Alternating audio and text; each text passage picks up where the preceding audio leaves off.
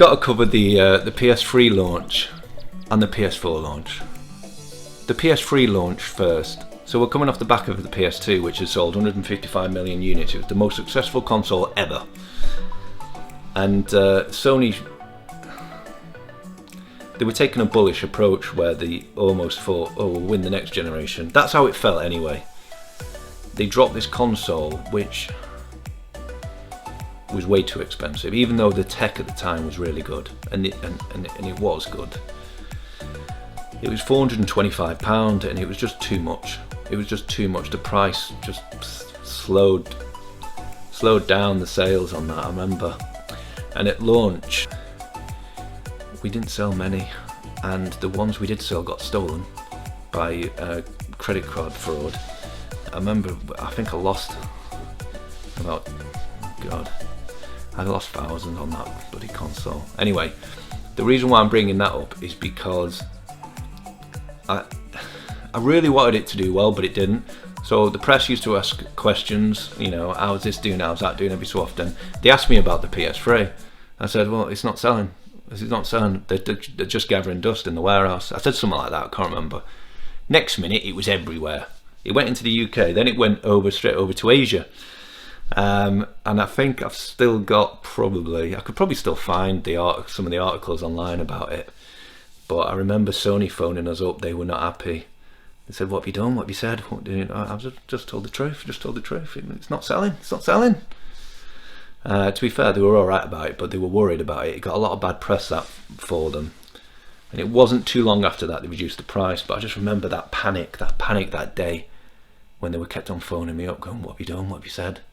It's like, something I want to say as well is how good the official Sony distributor were when it came to Sony products. They were absolutely brilliant, and I think that goes all the way back to the PS1 when that launched around 95 in the UK, because at the time it wasn't supported, the console wasn't supported by big chains like Dixon's, for example. You couldn't go into Dixon's to get a PlayStation. You only could get a Sega Saturn. I remember that very well in the mid-90s, and it took a couple of years for Sony to get into the big chains. I don't know why that was, but I remember you used to open up the back of magazines, it said where to buy a Sony PlayStation from, and it just listed independent retailers, and I thought that was really odd.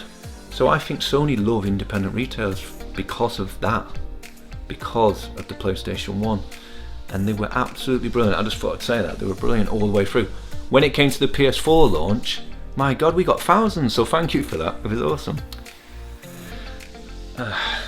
Something that isn't that interesting about the PS4 launch, but I thought I'd share with you, is that it's a bit of business. At the time we used Parcelforce to send out all the consoles, and I think we paid about £5, maybe £5.50 next day delivery at the time, which I know isn't that good. I know people that do big volume can get next day delivery for like £2.60. We weren't at that point of our business at the time, and yeah, I think I worked out that Royal Mail Tract had just come out.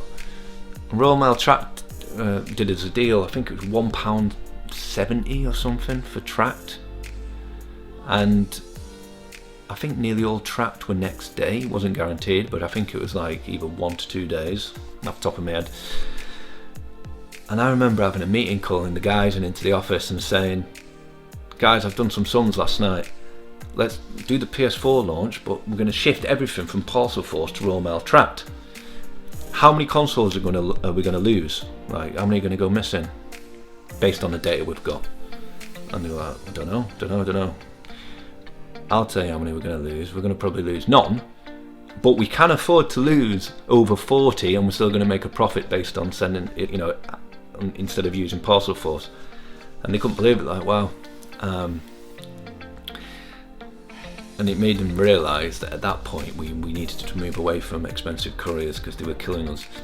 What happened was the PS4 came out, we sold thousands of them, not one went missing, they all went tracked, never looked back after that.